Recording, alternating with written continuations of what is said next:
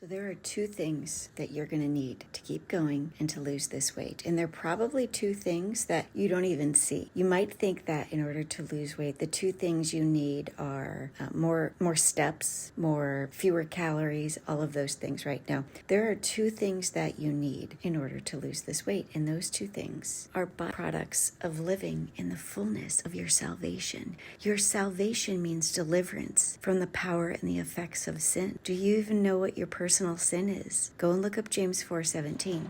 But the first thing is this. In order for you to lose this weight, you're going to need persistence. And the thing about persistence is actually a byproduct of living in the fullness of your salvation. And here's the really cool thing. All it takes is belief. Because when you believe that you are actually truly right now in this moment, truly delivered from the power and the effects of your sin, you'll just be persistent despite all the things, despite how you woke up, the mood that you're in, what you feel like doing, what you constantly think, what you feel is too hard for you to do. And so when you're no longer committed to what the world says, to the habits that you've conformed to the patterns of the ways that you show up, you start out a diet doing really well, and then you fizzle out, right? When you're no longer committed to the ways that you've practiced, the habits, you're no longer committed to what you've been taught, that you've learned your whole life up until this point. When you're no longer committed to that, and you are actually more committed to Jesus than the world, when you are more committed to who you can be, who you have the power to be because you're walking in resurrection power, you're walking in spiritual power, then you will endure until the end. And that's the second thing you need, persistence and endurance. And this is how you will start to see evidence of your spiritual power materializing in your physical life. I want you to think about it.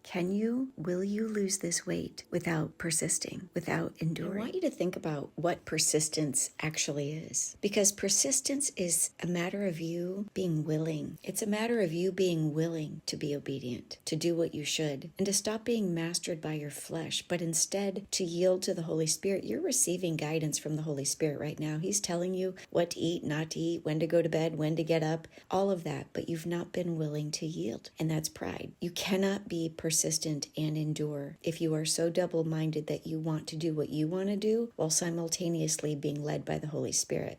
It's one or the other. You have to make the choice. You have to be willing to be obedient in order to be persistent. You have to come to the end of no longer being obedient and, saying things like, well, I can't not eat the way my family eats, or I can't imagine a life with no sugar. You can choose it. Do you want the food or do you want the transformation? I'll tell you something about sugar. I never knew